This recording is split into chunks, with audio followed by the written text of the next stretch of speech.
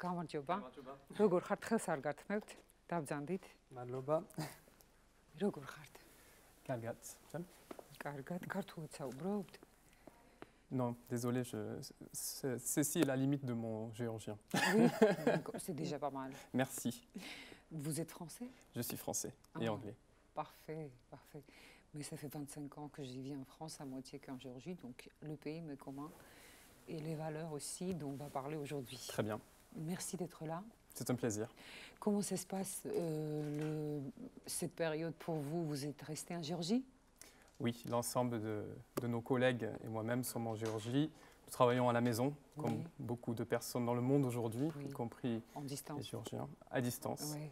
Et on est là, on reste en Géorgie pour aider le pays et les citoyens géorgiens. Oui.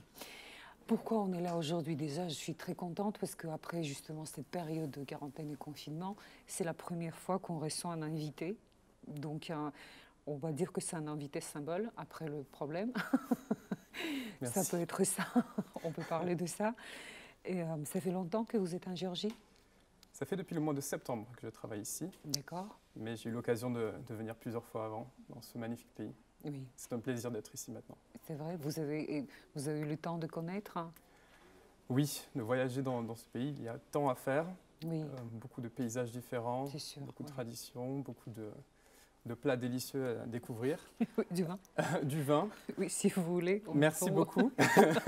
on peut juste, si vous voulez. Santé. Voilà, santé, on peut juste faire ça aujourd'hui. Oui, merci. Vous avez raison. Vous avez raison qu'il y a beaucoup à découvrir et beaucoup à faire aussi pour le développement, justement. Et on va parler de l'Union européenne 9 mai.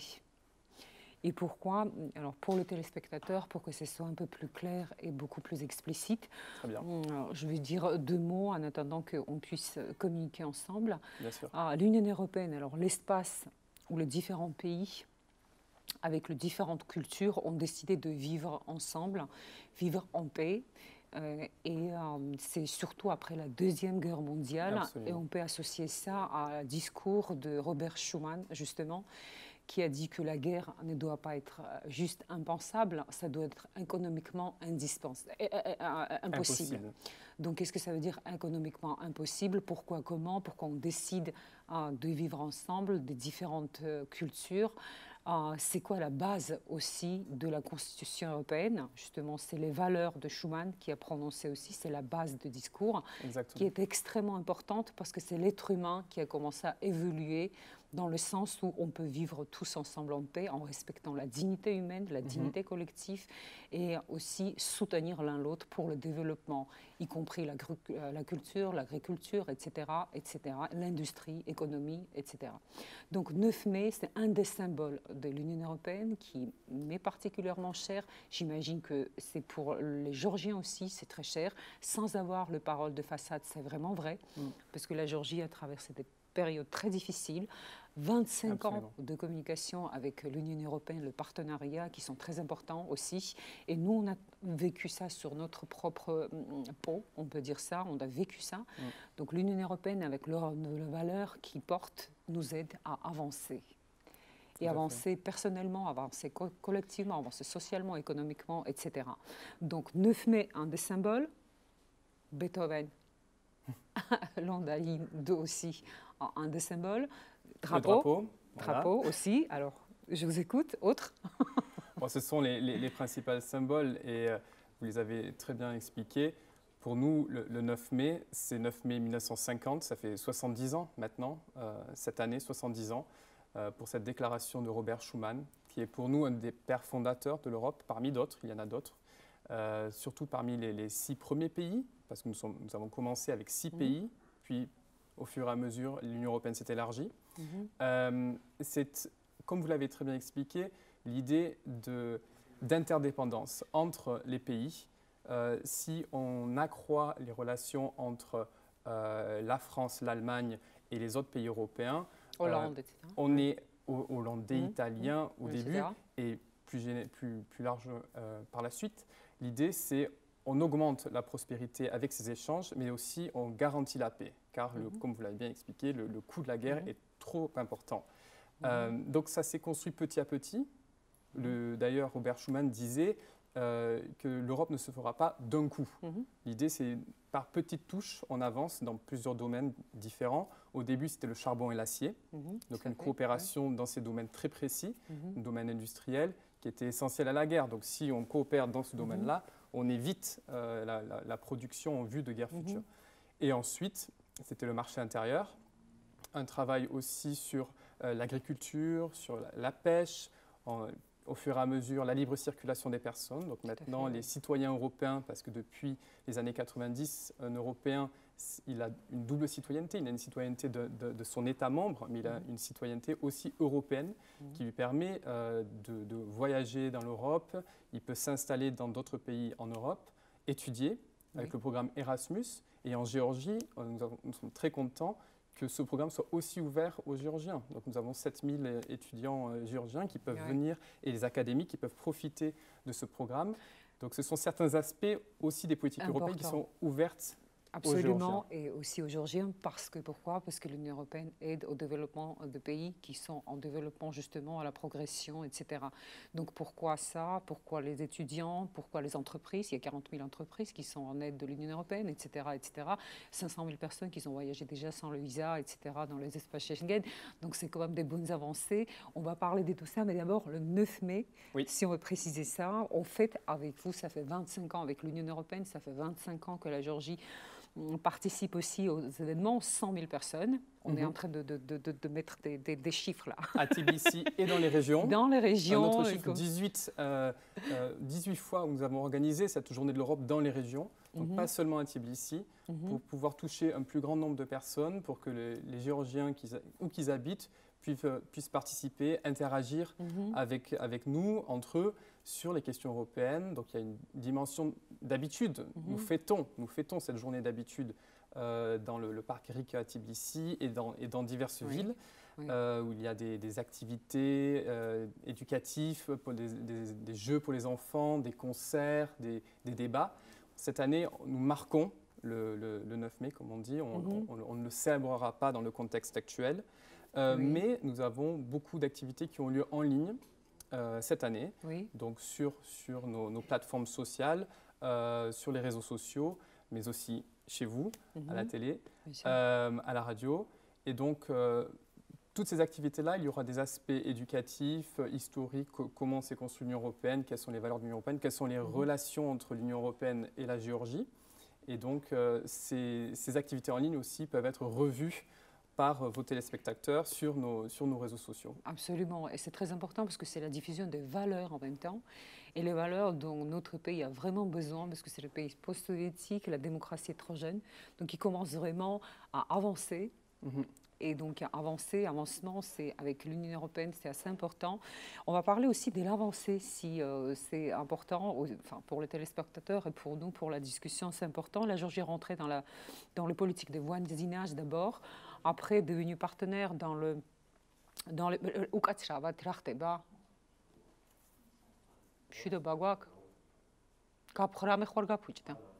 ok. Excuse-moi.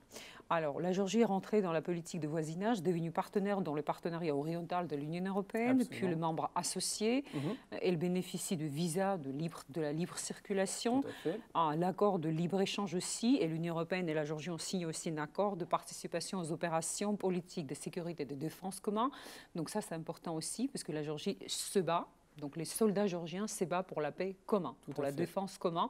Donc comment c'est quoi? C'est l'Europe, la Géorgie qui a envie de s'approcher de l'Union européenne parce que considérant que les valeurs nous sont proches. Donc ça nous intéresse plus ça que les valeurs de post-soviétique ou de soviétique de l'époque. Voilà. On ne va pas parler dans des autres débats, on ne va pas rentrer dans des autres histoires, mais on parle de l'Union européenne aujourd'hui avec vous. Donc la Géorgie essaye d'avancer. Donc aujourd'hui, on peut dire que l'Union européenne est le plus grand donateur pour la Géorgie. Plus d'1 milliard d'euros qui étaient distribués pour les Géorgiens et pour le développement justement, pour avancer l'agriculture, la justice, voilà, plein de projets bilatéraux qui sont quand même en cours aussi. Absolument. Aujourd'hui, la Géorgie a reçu 400 millions d'euros, justement. Voilà.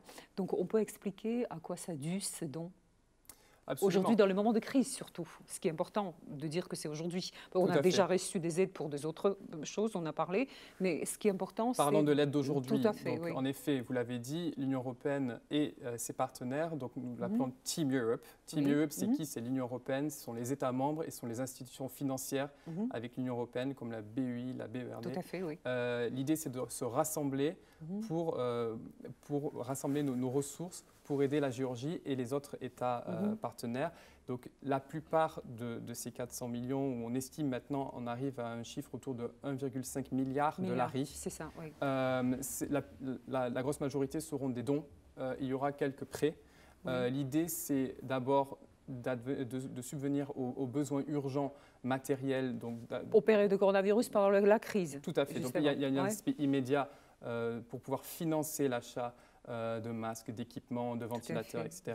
Avec également nos partenaires de l'OMS, l'Organisation mondiale de la santé. Il y a un aspect de soutien aux entreprises parce que clairement nous avons une situation d'une urgence sanitaire, mais il va y avoir une urgence économique et sociale très vite en Europe et en Géorgie et malheureusement dans beaucoup de pays dans le monde. Donc nous préparons déjà l'au-delà. En aidant les entreprises à pouvoir se financer par la suite. Donc on est en train de regarder comment octroyer des crédits plus facilement aux entreprises. Il y a aussi des soutiens à la société civile, aux organisations non gouvernementales, notamment celles qui travaillent dans le domaine social, celles qui travaillent dans le domaine des droits de l'homme. Et bien sûr, une bonne partie aussi de notre aide va vers l'État géorgien pour qu'il puisse subvenir aussi à ses besoins en matière de soutien économique et social dans cette période actuelle et dans les mois à venir. Donc ce sont des grosses ressources, c'est un gros effort qui est fait par l'Union européenne, surtout dans un contexte où, vous l'avez mentionné, l'Union européenne aussi est en difficulté en interne, mais pour nous c'est essentiel également de soutenir nos partenaires pour pouvoir aller au-delà de cette crise le plus rapidement possible. Pour nous, cette crise, et d'ailleurs le haut représentant l'a dit hier, c'est une des plus grosses crises, voire la plus grosse crise depuis la Seconde Guerre mondiale. Et donc, il faut agir vite. On met nos moyens en commun pour pouvoir aller au-delà le plus rapidement possible. Bien sûr. Et comme vous avez bien mentionné, l'Union européenne a fait vraiment un soutien économique aux pays membres, mais en même temps les pays en développement. Donc il continue justement à soutenir et continue vraiment le travail qu'il a commencé à faire la Géorgie, ce qui est très important pour les Géorgiens, parce que comme on a dit, la Géorgie commence à se rapprocher de l'Union européenne. En deux mots, vous qui connaissez bien votre affaire et votre histoire, ça se voit bien. Et merci déjà pour ça, pour participer vraiment dans le développement de notre pays. Pour vous, c'est aussi un travail que vous intégrez, qui vous passionne aussi, j'imagine. C'est une passion, c'est vraiment un plaisir de faire ceci. Oui, vous étiez où avant, par exemple, avant de venir en Géorgie, si ce n'est pas indiscret pour vous demander? Avant, je travaillais au Parlement européen. Oui. Également sur les questions de voisinage à l'Est. D'accord. Et donc depuis septembre, je suis ici sur le terrain pour aider au plus près. Bien sûr, voilà, c'est ça. Donc si on n'est pas passionné, c'est quand même difficile de se dépayser, de voir autre chose si on n'a pas envie de le faire. Donc c'est pour ça que pour nous, c'est important. Et nous, on a vécu ça à l'intérieur, donc on sait exactement où vous êtes et pourquoi vous êtes là. Donc ça, c'est assez important. Et ça s'appelle un vrai travail commun, même si ce n'est pas facile, parce que les Géorgiens ne sont pas faciles. Je vous le dis de maintenant. Mais ils sont très chaleureux. Ah oui, ils sont très chaleureux. Et déjà solidaires entre eux.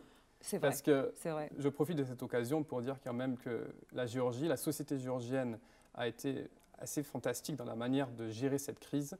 Les docteurs, les travailleurs du laboratoire Lugar, les soignants, les infirmiers et aussi les autorités publiques qui ont pris des mesures nécessaires tôt et qui ont fait que la situation en Géorgie n'est pas trop mal dans cette crise.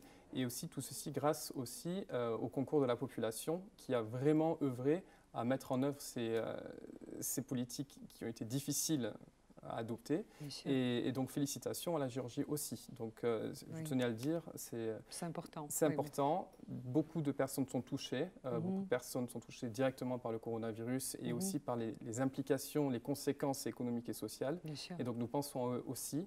Nous sommes là pour essayer d'aider comme on peut.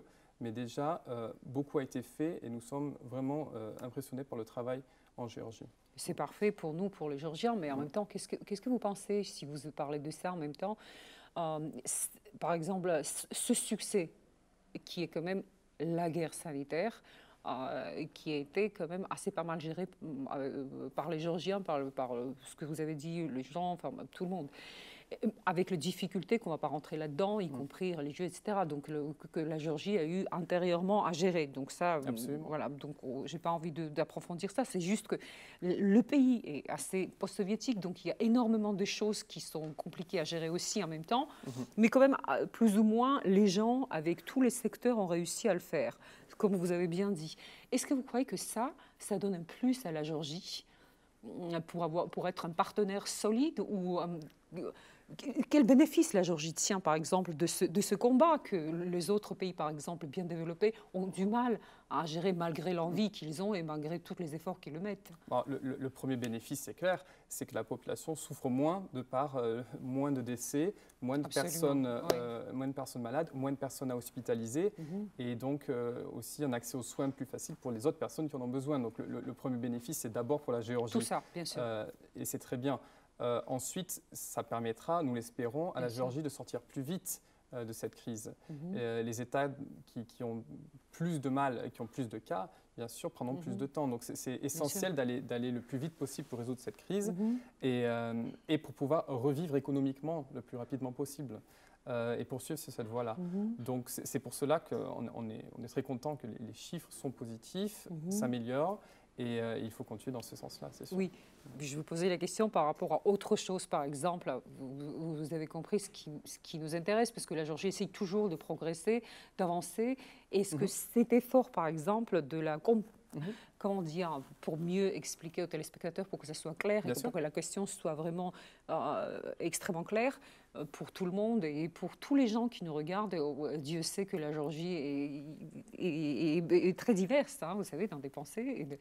Et donc, pour savoir, est-ce que ça montre que c'est un pays qui peut être sûr dans le partenariat ou qui peut être un bon partenaire ou ça peut avoir un autre bénéfice pour le pays. Enfin, vous voyez. Pour être clair, la Géorgie est déjà un partenaire très proche de l'Union européenne.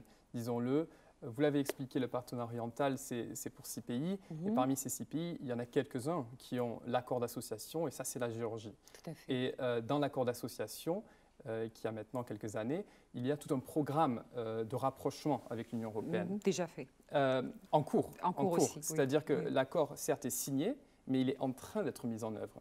Et c'est un programme long et complexe. C'est un programme qui porte sur des questions, bien sûr, juridiques, économiques, mais aussi, vous l'avez mentionné au début, donc retournons-y dessus, c'est les questions de valeurs. Tout à fait. Au centre de l'accord d'association, il y a les questions de valeurs fondamentales qui sont celles sur lesquelles l'Europe s'est construite. Donc pour nous, c'est au centre de notre ADN. Tout à fait. C'est la démocratie, c'est la règle de droit, c'est les droits de l'homme.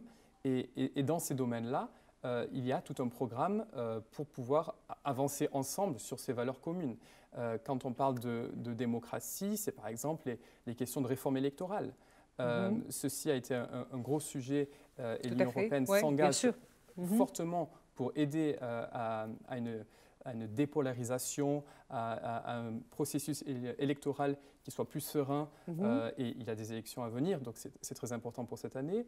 En ce qui concerne la règle de droit, l'Union européenne œuvre, y compris par des programmes très concrètement, des programmes non seulement on finance, mais aussi on apporte de l'expertise, on envoie des experts bien sûr. pour pouvoir aider. Donc dans le domaine de la règle de droit, c'est la réforme de la justice par exemple, pour avoir une justice forte, indépendante, transparente, qui ait la confiance des citoyens. Tout à fait, Ceci aussi, ça fait partie du programme de l'accord d'association. Et pour donner un exemple sur les droits de l'homme, c'est la question de la lutte contre toutes les discriminations, de façon à ce que toute personne, quelle que soit son origine, ne se sente pas discriminée dans la société. Et ça fait partie d'un ensemble de valeurs qui forment les valeurs communes que nous partageons. Et ça fait partie du programme. L'accord d'association, ce n'est pas un objectif qui est rempli une fois qu'il est signé. Ça a été signé. Non, c'est une procédure à faire. C'est le travail de tous les jours. Absolument. Bien sûr. Et on est là pour aider. Parce que c'est beaucoup. Une grosse partie, c'est une grosse partie de ce qui a été construit pendant des années, des décennies en Europe. Donc, pour une partie, c'est un concentré de ce qui a été fait. Donc c'est très ambitieux et c'est un long chemin à faire ensemble. Bien sûr. Voilà. Parfait. Eh ben, très bien. Bien expliqué. Merci beaucoup. Merci. Bien expliqué dessus. Est-ce que, alors, 25 ans, Oui. 25 ans voilà, de travail en commun, est-ce que vous croyez, comment vous pensez que la Géorgie va avancer avec l'expérience que vous avez? Vous étiez dans le Parlement européen, donc là, de là-bas, ça se voit encore mieux ce qui se passe dans des pays en développement et surtout dans les pays post-soviétiques.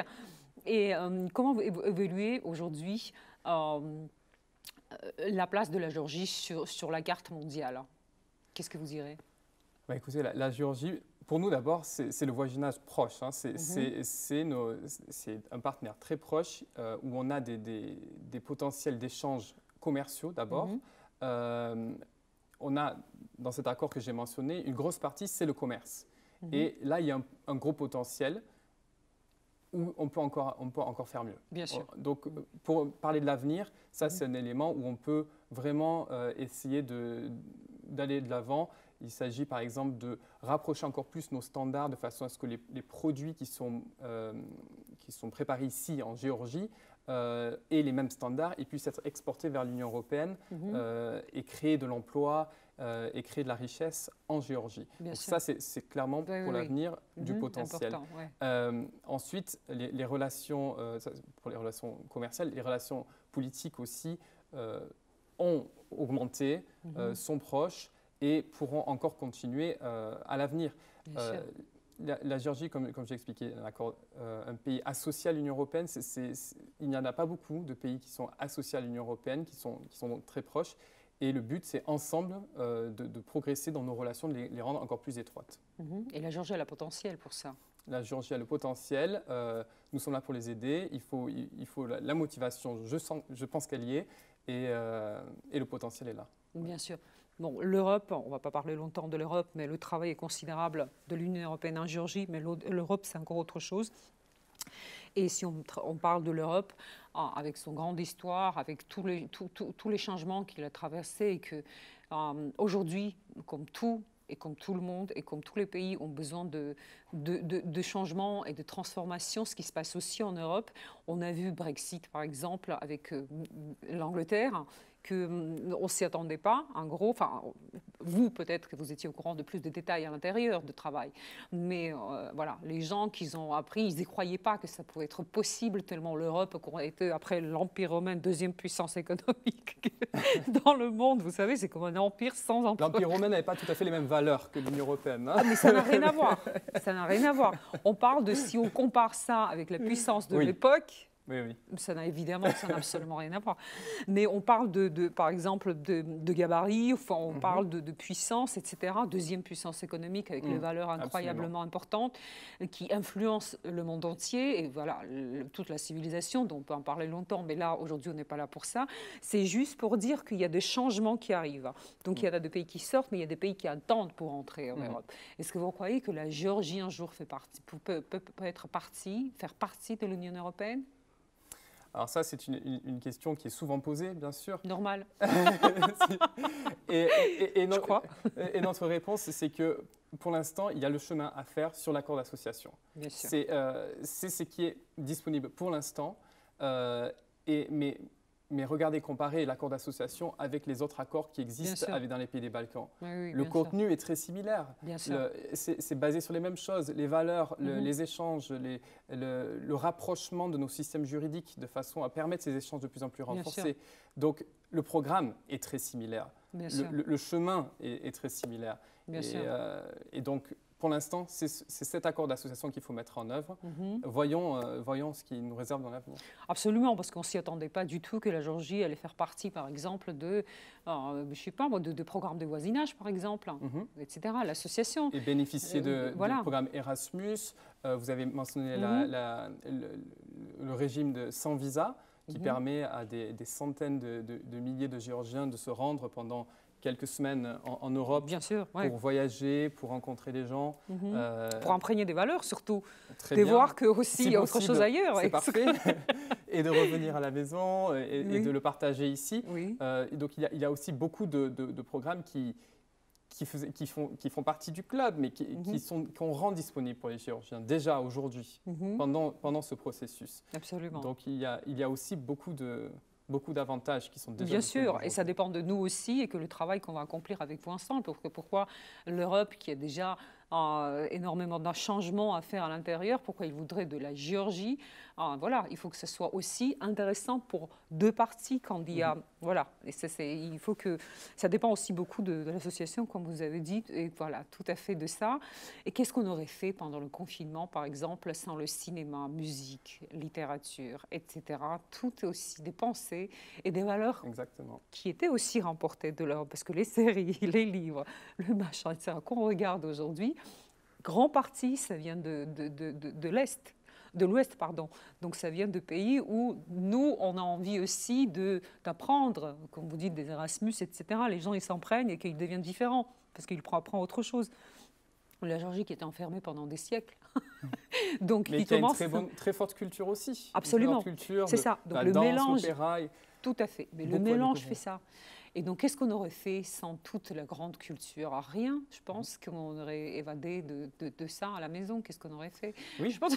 Mais d'ailleurs, en parlant de culture, c'est un point intéressant, c'est que l'Europe, ce n'est pas une culture. Non, tout à fait. L'idée aussi, c'est un peu notre philosophie. United in Diversity, nous avons plusieurs cultures, nous avons plusieurs identités, plusieurs langues. L'idée, c'est de travailler ensemble pour la paix et la prospérité, mais tout en préservant nos identités, tout en préservant nos cultures, de façon à ce que chacun s'y retrouve. Donc on a des programmes très développés en Europe qui financent et qui aident au développement de culture régionale, de culture... Et le programme Creative Europe, par exemple, qui soutient aussi des pays partenaires comme la Géorgie. Tout à fait. Voilà. L'idée, c'est ça, c'est aussi de défendre les identités, les langues, les spécificités pour la richesse. C'est ça la richesse de l'identité européenne aussi, c'est sa diversité. Tout à fait. Donc, sans que les États souverains, pour les téléspectateurs, les États perdent leur souveraineté. Ça, c'est aussi important. Pour ne pas qu'on ait peur qu'il y ait quelque chose qui va nous voler, vous voyez. Non, pas du tout. On peut tous vivre en paix, ensemble, ce qui est très important. Et pourquoi je parlais de la culture à la fin, c'est pour vous dire qu'on va terminer notre conversation avec une petite vidéo d'une actrice légendaire, Catherine Deneuve, qu'on a retrouvée sur Facebook. D'accord. Voilà, c'est une petite touche artistique, vous savez, de notre émission. Voilà, actrice française. Et donc voilà, et qui a créé une légende de cinéma. C'est une personnage que tout le monde connaît et qu'elle est extrêmement admirée. Donc c'est ça la culture, c'est qu'il n'y a pas de frontière avec la culture. Donc on peut tous être imprimés, admirés de ça et ressentir les émotions que aussi la culture peut nous infliger. Et la culture, c'est vraiment l'arme anti-dictateur. Ça, c'est très important à dire aussi. Donc, avant qu'on montre ça, après notre conversation, je vous remercie. On a aussi une petite interview de l'ambassadeur de l'Union européenne, voilà, qu'on va diffuser aussi. Très bien. Donc, moi, je vais vous remercier. Et moi également. C'était très agréable de discuter avec vous. C'est la première personne que j'interviewe depuis 2 mois, depuis le confinement. Vous êtes la 4e personne que je vois depuis 2 mois. Donc vous êtes resté à la maison, c'est oui. ça? Pas beaucoup de choix, vous savez, pas beaucoup de choix, mais bon, la santé, voilà, tout ça important. Votre famille en France? Oui. Une partie ici. Une partie ici, une partie en France. Tout à fait. Bon, on espère qu'on va continuer à voyager et que ça peut s'ouvrir parce que là, on a vu que la technologie ne peut pas nous aider seulement parce que les êtres humains face à face, ce n'est pas la même chose. Absolument. Ce n'est pas la même chose. Donc moi, je vais remercier l'Union européenne qui est notre partenaire depuis un moment. Et pourquoi c'est important d'avoir le partenaire comme l'Union européenne? Parce que le concept de l'émission, c'est d'avoir une information basée sur le progrès. Donc on choisit des sujets qui peuvent apporter aux téléspectateurs le ressentiment que les choses peuvent changer. Il peut possible 85% des Géorgiens regardent et prennent les informations par la télévision. Oui. Absolument. Donc c'est beaucoup, c'est énorme, même si le progrès technologique est là. Hein. On sait très bien qu'on n'était pas préparé pour le progrès technologique. Les êtres humains, déjà, comme dit bien Harari, je ne sais pas si vous connaissez ça, le penseur, qui est très important aujourd'hui. Mais voilà, donc les Géorgiens, surtout, ils regardent beaucoup la télévision. Donc nous, on essaye de informer ces gens-là pour leur donner le sentiment que dans les espaces politisés, le progrès existe. Et ça dépend de nous aussi, de les valeurs dans lesquelles on peut être imprimé. Et donc justement, l'Union européenne nous aide à ça et que nous, on a chaque fois des invités qui nous parlent de progrès qui est avec la Géorgie et l'Union européenne depuis 25 ans. Donc voilà, pour nous, c'est très important, un partenaire comme ça pour les téléspectateurs et pour les valeurs qu'on essaie de diffuser dans notre émission. C'est vraiment très important et on tient à ça absolument. Donc merci l'Union européenne. En même temps, notre partenaire Paletra L, je ne sais pas si vous connaissez, 15 ans de littérature et des aventures. Ça, c'est leur slogan. Donc je vais vous offrir un livre géorgien, Vepristra Osani. Ah, vous savez, vous connaissez ça, merci le pod beaucoup. de Lustaveli, qui est très connu. Didi Madloba. Voilà. Donc ça c'est très beau. Et Katie Matamel, oui, avec des illustrations qui sont très beaux. Là, c'est la première fois que je vois aussi, je trouve que c'est très beau. Donc vous pouvez le garder déjà. Voilà. Donc ça, c'est un cadeau pour notre émission. Et aussi notre partenaire, est-ce que vous connaissez Natartari, le limonade? Ah oui, d'accord. Oui, j'ai croisé plusieurs fois. Donc voilà, avec des goûts complètement différents, oui. Etc. Ça, c'est surtout pour les jeunes qui nous regardent. Et on essaye de faire en sorte que les jeunes nous regardent dans le pays tel qu'elle est la Géorgie. Donc moi, je vous remercie. Je vous souhaite une très bonne santé, surtout. Merci également. À vous et votre équipe. Merci beaucoup. Et bonne sortie de confinement. La France va sortir le 11. Donc on verra comment. Progressivement. Progressivement, oui. Oui, oui. Ça ne va pas être d'un coup, hein, j'imagine, comme tout. Il faut faire attention. Merci énormément. Et merci donc voilà, je vous souhaite une bonne continuation pour tout. Et on essaye de se voir pour des bonnes choses encore pour la prochaine fois. Avec plaisir. Merci beaucoup. Et merci beaucoup à votre équipe. Ça, c'est votre cadeau. Merci beaucoup. Et merci à votre équipe. Je ne vous serre pas la main, malheureusement. La prochaine fois. Voilà, la prochaine fois, mais l'amitié est là. Avec plaisir. Merci et bon courage à vous pour tout. Au revoir. Merci beaucoup.